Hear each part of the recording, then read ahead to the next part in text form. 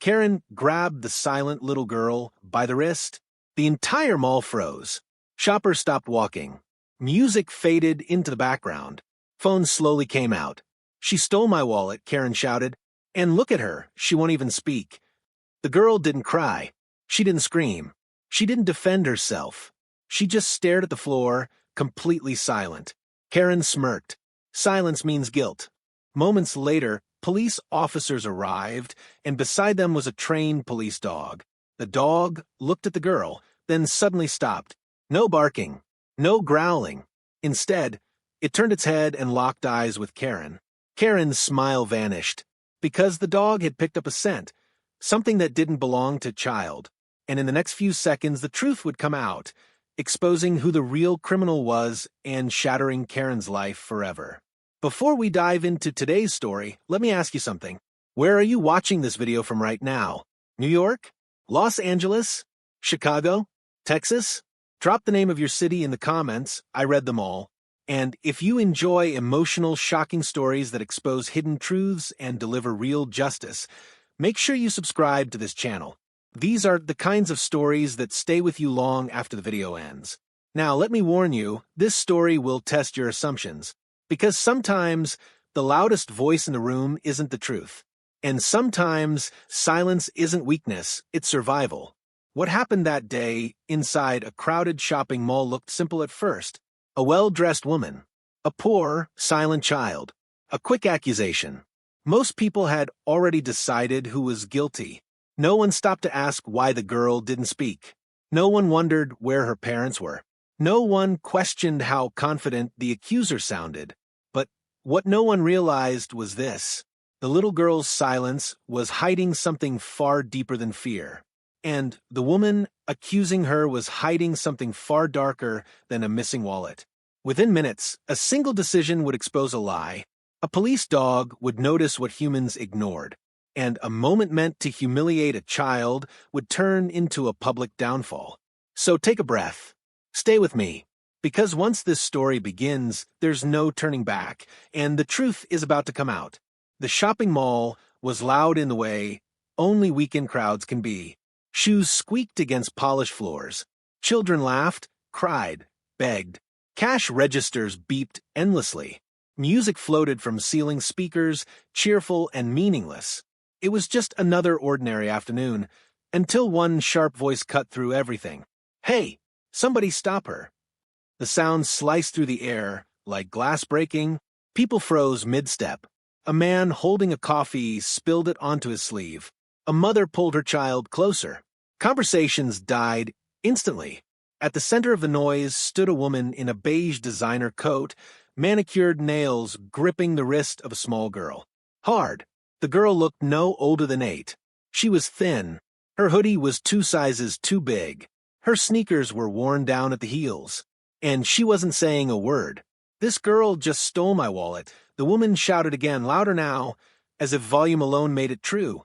"She ran right past me." The girl didn't resist. She didn't cry, didn't pull away, didn't even look up. Her eyes were locked on the floor tiles beneath her feet. People began to circle. Phones came out. Whispers spread like smoke. "Did you see her? Where are her parents?" Kids these days. The woman, Karen, noticed the attention and straightened her posture. She looked relieved, almost energized. "See," she said, gesturing dramatically with her free hand. She won't even deny it. Guilty kids never do. The girl's wrist trembled slightly in Karen's grip. A mall security guard pushed through the crowd. "Ma'am, what seems to be the problem?" "She stole my wallet," Karen snapped. "I felt it. I turned around, and she was right there." The guard crouched slightly to the girl's level, softening his voice.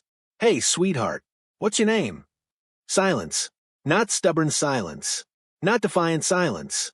The kind of silence that comes from learning, very early in life, that speaking doesn't always help. Karen rolled her eyes. "Don't baby her. She knows exactly what she did." The guard glanced at the girl again. "Did you take her wallet?"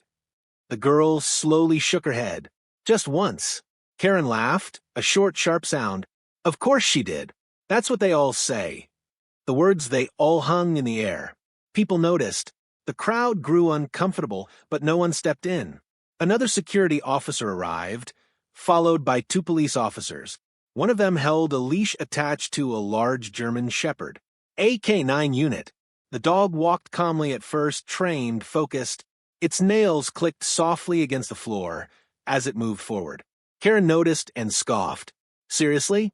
You're bringing a police dog for a little kid? We need to follow procedure, ma'am, one officer said, evenly. Please release her wrist. Karen hesitated just a second too long, then let go. The girl's arm dropped to her side like it suddenly weighed too much. She still didn't speak. The officer knelt. Sweetheart, are you hurt? The girl shook her head again. Do you know this woman? No response. Karen crossed her arms. Unbelievable. Playing dumb now. The dog, meanwhile, had stopped moving. Its ears lifted. Its body stiffened. The handler frowned. That's strange. The dog wasn't looking at the girl. It was staring directly at Karen. Karen shifted her weight. Why is it looking at me like that? The officer didn't answer immediately. He let the leash stay loose, watching the dog carefully. The dog took one slow step forward. Karen took one step back. I don't like this, she said nervously. I'm the victim here. Ma'am, the officer said, calm but firm, please stay where you are. The dog sniffed the air, then the ground, then the space near Karen's purse. Karen clutched it protectively. What are you doing? That's my bag. The handler raised a hand. Please don't interfere. The crowd was silent now, not even whispers. The girl finally lifted her head. For the first time, people saw her face clearly. There is something unsettling about it. Not fear, not guilt, but exhaustion. Deep, bone-tired exhaustion that didn't belong on a child. She watched the dog, carefully, as if she already knew what was coming. The dog sat down suddenly. Alert. Karen's face drained of color. What does that mean? The handler inhaled slowly. It means he's detecting something. Detecting what? Karen demanded. The officer turned to the girl again. Sweetheart, when was the last time you ate? The question seemed to catch her off guard. She hesitated. Then, barely above a whisper, she answered, Yesterday. The crowd gasped. Karen scoffed, trying to regain control. That's not my problem. The officer stood. Actually, ma'am, everything happening here is your problem now. Karen's voice rose. This is ridiculous. She stole from me. Then we'll find your wallet, the officer replied. One way or another. The dog stood up again, this time moving decisively, straight toward Karen. No, wait, Karen said, panic creeping in. Why isn't it checking her? The handler's voice was cold. Because the dog doesn't smell theft on the child. The mall felt like it was holding its breath. And it does smell something on you. Karen's mouth opened, but no sound came out. The girl looked down again, but this time there was something different in her eyes. Not fear, relief. Because for the first time since anyone could remember, someone was finally listening to the silence. Karen's breath came fast and shallow. This is harassment, she snapped, gripping her purse tighter as the police dog stepped closer. I want a lawyer. I want a manager. I want someone competent. The handler didn't raise his voice. He didn't need to. Ma'am, please set the purse on the ground. I said no. The crowd leaned in. You could feel the shift. People who moments ago had silently agreed with Karen were now uncertain. A few phones lowered. Others zoomed in. The dog let out a low, controlled whine. Not aggression. Focus. The officer repeated himself. Ma'am, put the purse down. Karen looked around, searching for support. No one met her eyes. With a sharp exhale, she dropped the purse onto the floor like it burned her fingers. The dog moved instantly. It circled the purse once, sniffed the zipper, then sat, alert again. The handler nodded. Positive indication. Karen laughed nervously. That doesn't mean anything. Dogs sit all the time. This one doesn't, the handler replied. The officer picked up the purse carefully and opened it. Inside were the usual things keys make up a phone. Then his fingers stopped. He pulled out a brown leather wallet. Karen's wallet. The same one she had described in detail earlier. Karen's shoulders sagged with relief. There. See?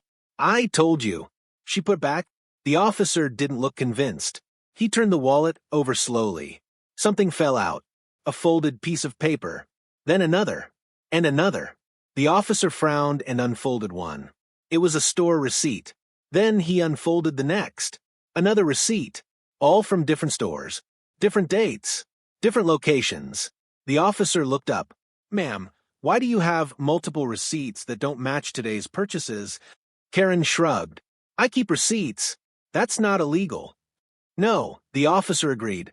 But what is illegal is what's written on the back of them.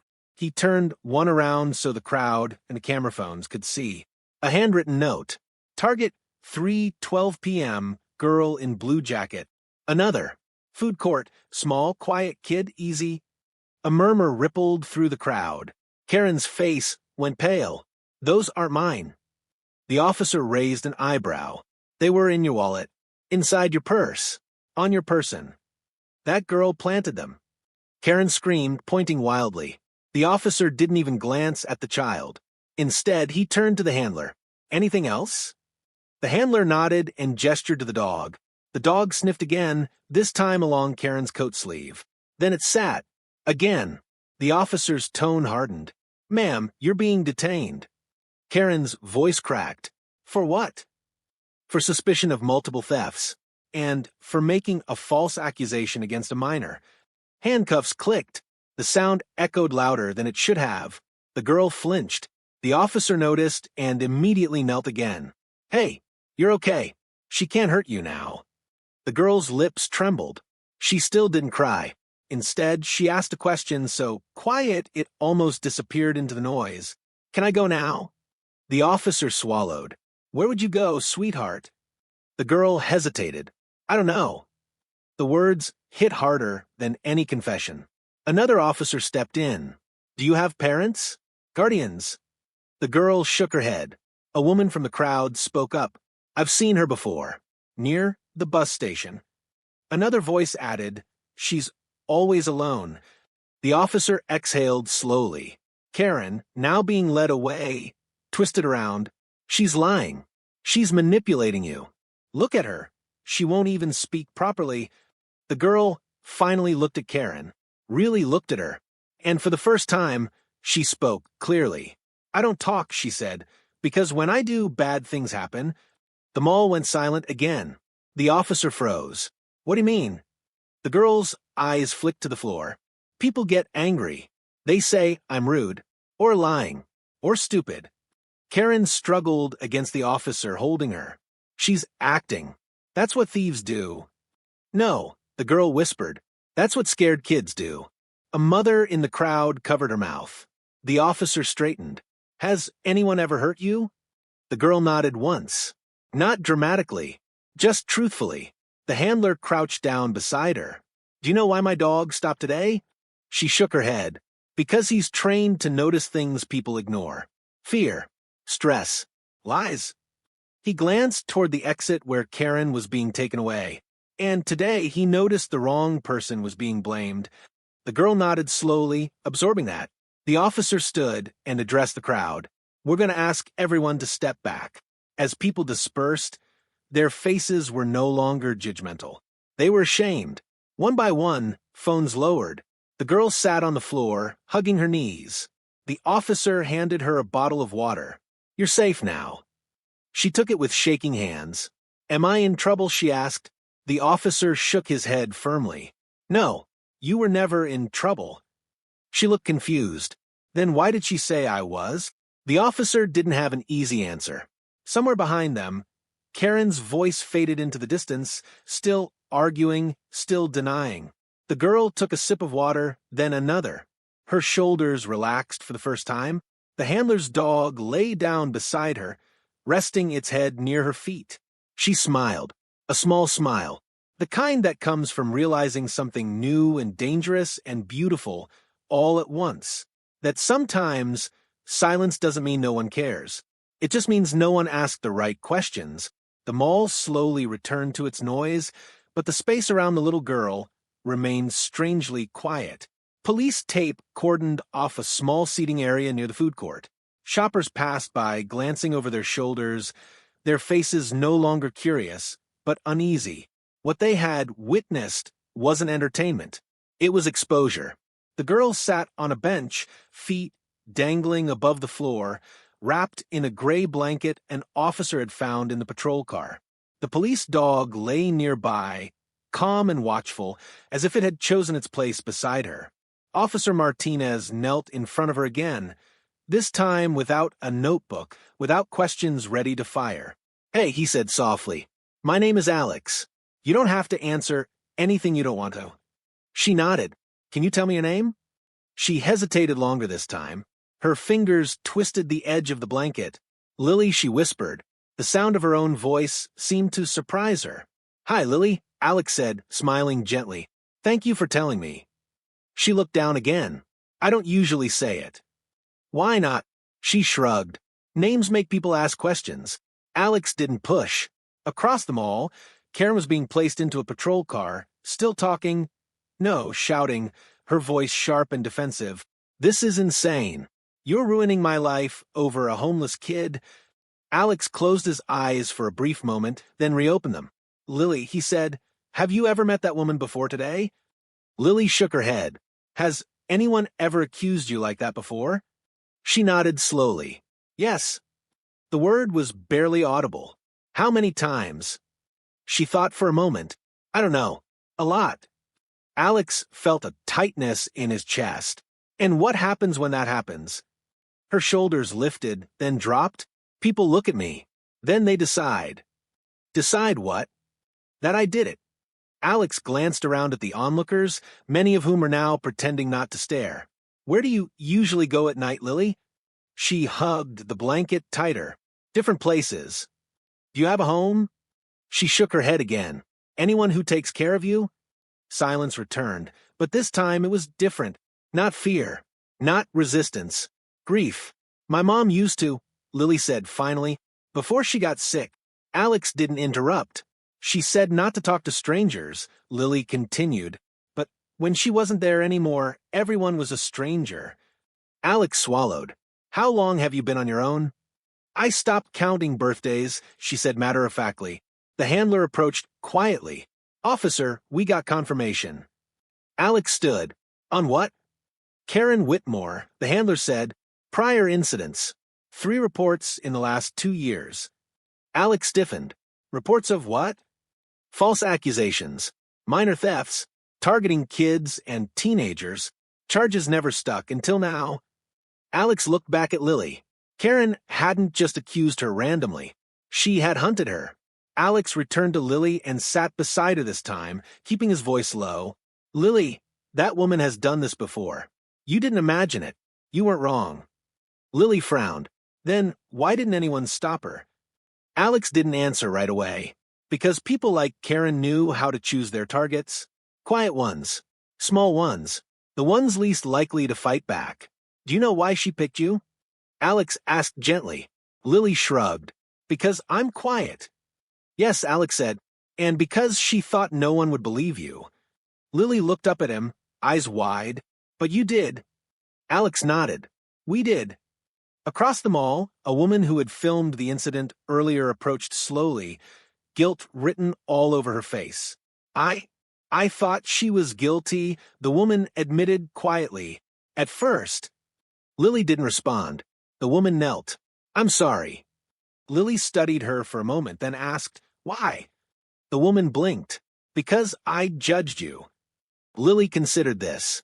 "That happens." The handler crouched beside them. "Lily, my dog helped today, but he doesn't always get the credit he deserves." She smiled faintly. "He listened." "Yes," the handler said. "He did." Another officer approached Alex.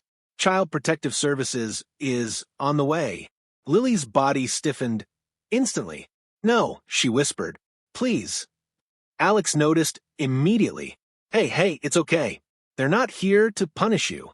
"They always say that," Lily replied. Alex took a breath. "What are you afraid of?" "They make me talk," she said. "And when I talk, things get worse." Alex looked at her carefully. "Lily, you don't have to be silent to be safe anymore." She looked unconvinced. Today, he continued, you spoke when it mattered. And look what happened. She followed his gaze to Karen's patrol car, now pulling away. Lily's voice shook. Is she gone? Yes, Alex said. She can't hurt you. Lily's eyes filled, but still no tears fell. I didn't steal anything, she said softly. I was just looking at the candy. I know, Alex replied.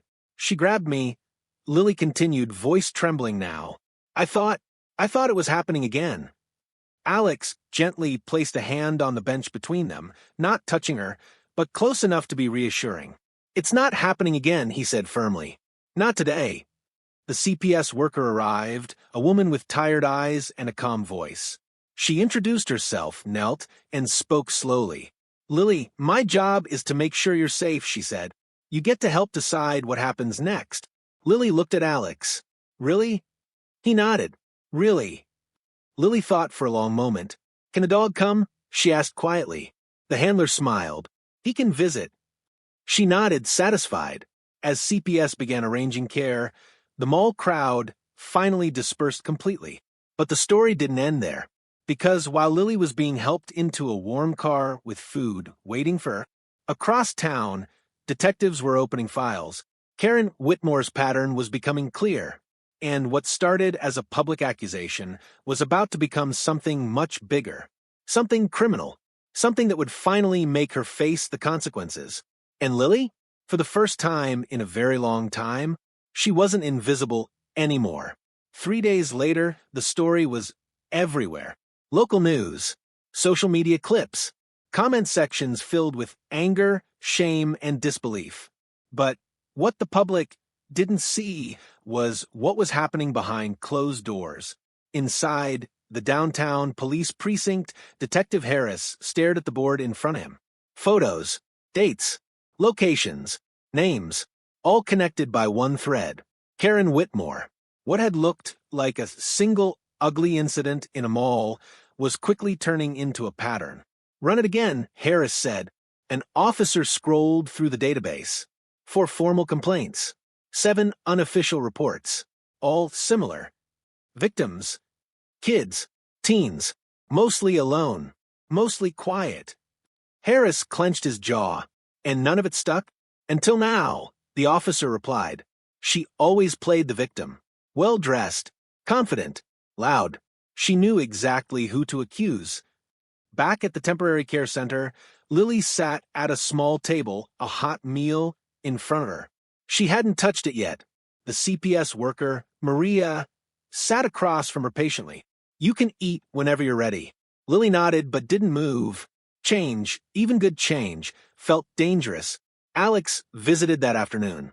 Not in uniform this time, just jeans and a jacket. Lily noticed immediately. You're not working.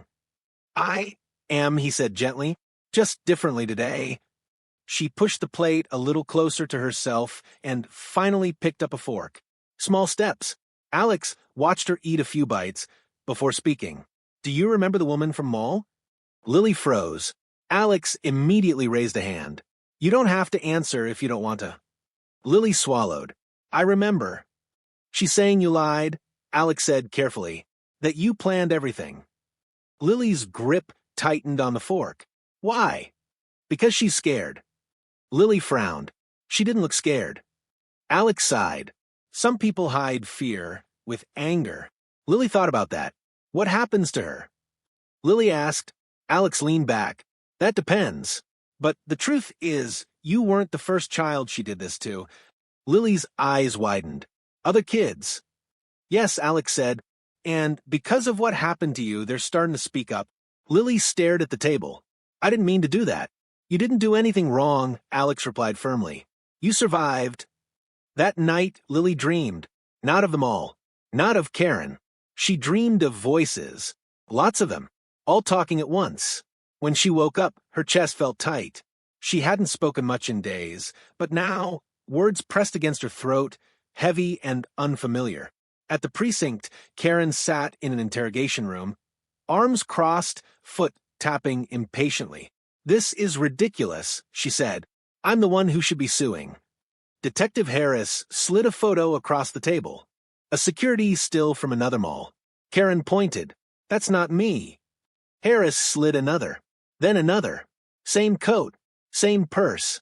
Same expression. Different kids. You have a habit, Harris said calmly. You accuse. You escalate. You disappear before anyone questions you. Karen laughed sharply. You don't have proof. Harris leaned forward. We have witnesses now. Karen's smile faltered for the first time. Across town, a teenage boy named Marcus sat with his mother, watching the news clip again. That's her, he said quietly. His mother squeezed his hand. Are you sure? He nodded. She said, I stole headphones. I didn't. And you never told anyone, she said softly. They believed her, Marcus replied. At that moment, the phone rang. Detective Harris's name flashed on the screen. Back at the care center, Maria sat with Lily. Would you like to draw? She asked, sliding over crayons and paper. Lily nodded. She drew a dog first, then a small girl, then a crowd, then a woman with no face. Maria watched carefully. Who is this? Lily pointed to the faceless figure. She didn't see me. Maria felt her throat tighten. Do you want people to see you now? Lily hesitated. I don't know how, she admitted. Maria smiled gently. We can learn together. Later that evening, Alex received a call. They're filing formal charges, Harris said. Multiple counts. False reporting. Targeting minors. Evidence manipulation. Alex closed his eyes.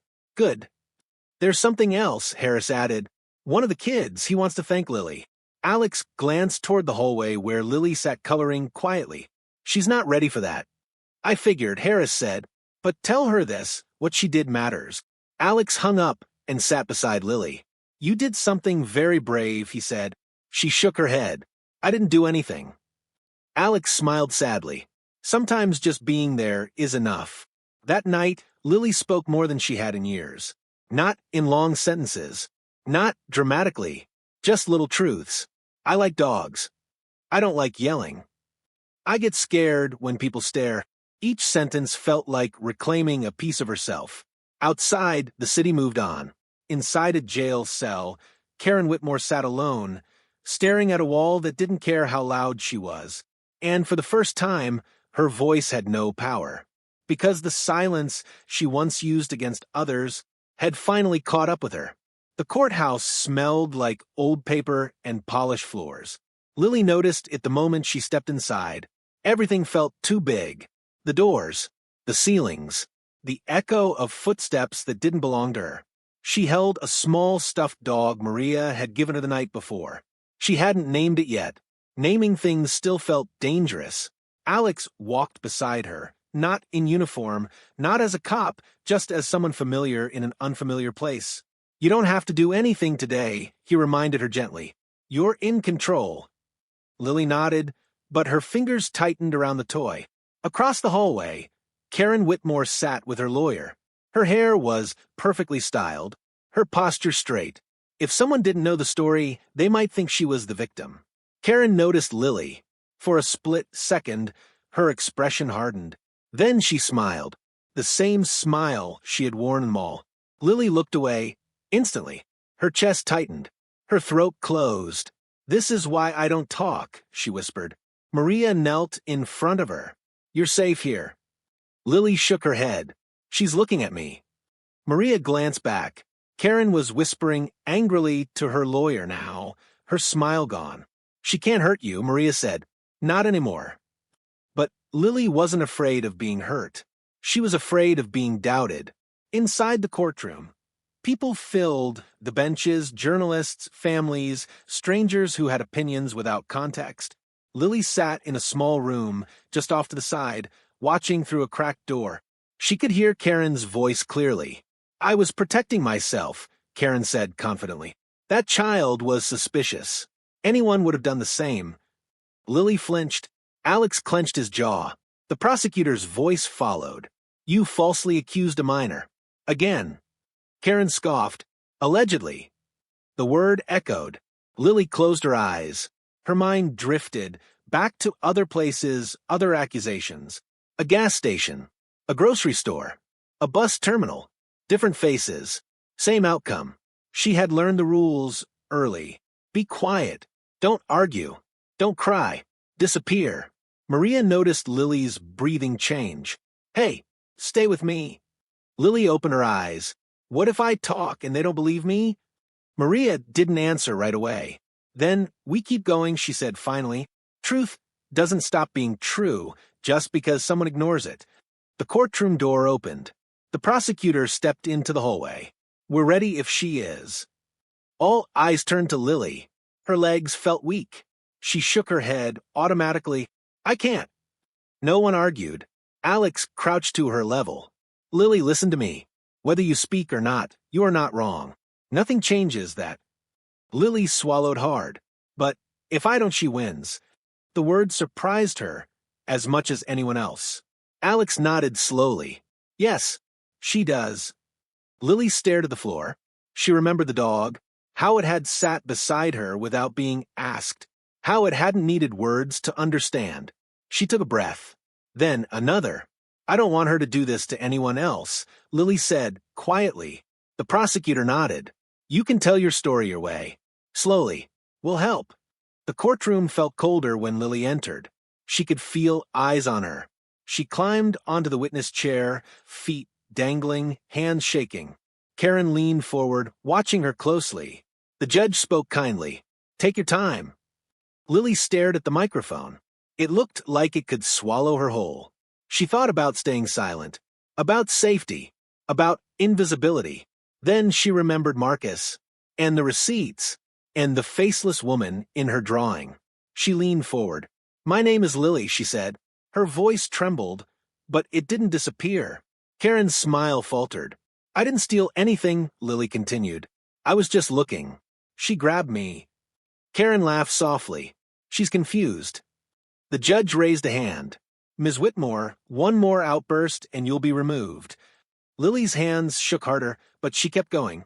She picked me because I was quiet, Lily said, because she knew people would believe her. The room was silent. I don't talk much, Lily said, because when I do, people don't listen. They decide. Karen shifted uncomfortably. But today, Lily said, looking up the first time, I'm talking anyway. Her voice steadied. She wasn't scared, Lily said. She was practiced. Karen stood. Suddenly. This is ridiculous. The judge banged the gavel. Sit down. Karen sat, but the confidence was gone. The prosecutor stepped forward. Lily, how do you know this? Lily hesitated, then reached into her pocket. She pulled out a folded piece of paper. A drawing. The same one from the care center. The woman with no face. I've seen her before, Lily said. Different places. Same look. Same words. Karen's lawyer stood. Objection. Overruled, the judge said calmly. Lily finished. She thought I wouldn't remember. Or speak. She looked directly at Karen.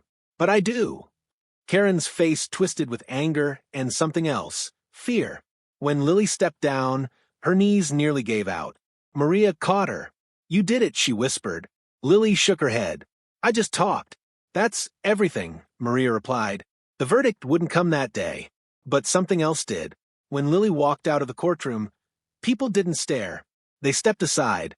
They made room. And for the first time, Lily realized something important. Her voice wasn't dangerous. It was powerful. The courtroom was quiet in a different way now. Not tense. Not fearful. Resolved. Lily sat between Maria and Alex, her feet swinging gently above the floor. The stuffed dog rested on her lap, its ears slightly bent from being held too tightly. She had stopped squeezing it. That felt important. Across the room, Karen Whitmore stared straight ahead. Her perfect posture was gone. Her shoulders slumped. Her hands trembled slightly as they rested on the table. For the first time, she looked small. The judge returned. Everyone stood. Lily's heart pounded, not with fear this time, but with anticipation. She didn't know what the verdict would be, only that something had already changed.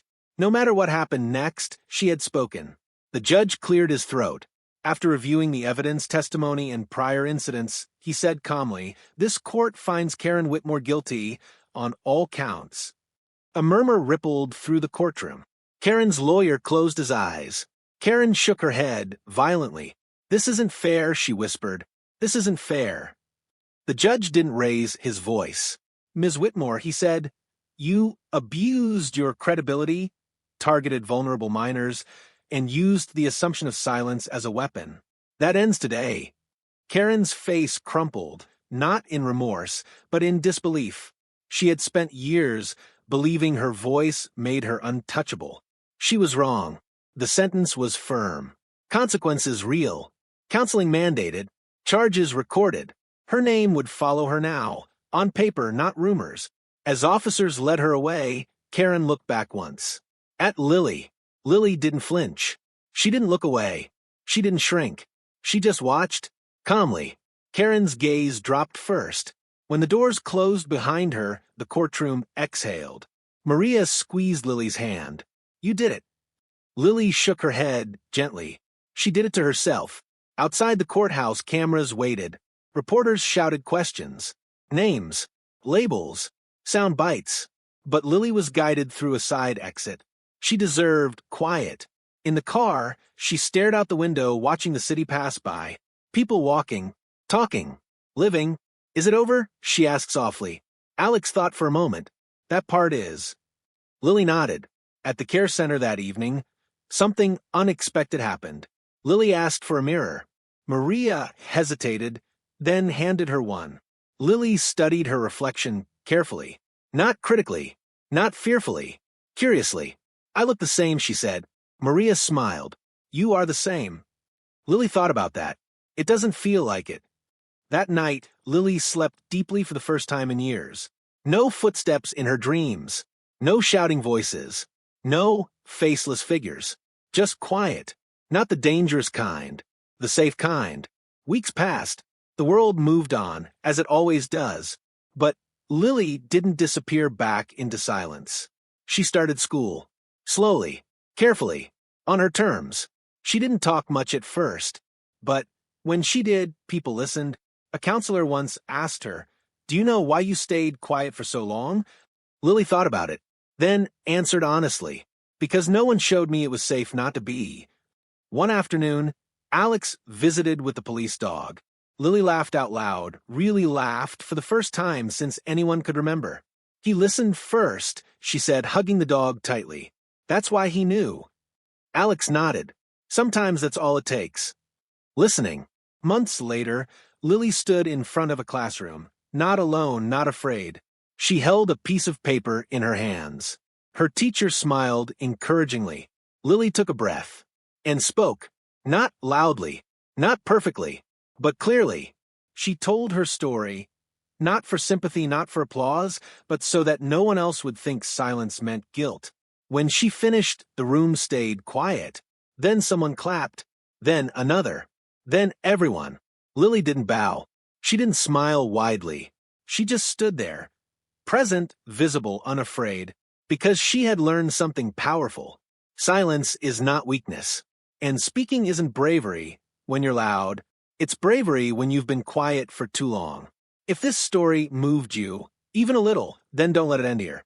Silence, real stories like Lily survive because people stop listening. So listen. Pay attention. Question quick judgments. And if you believe stories like this matter, subscribe to this channel, share this video, and leave a comment below telling us which city you're watching from. Because somewhere out there, a silent child is being judged right now, and your attention might be the reason they're finally heard.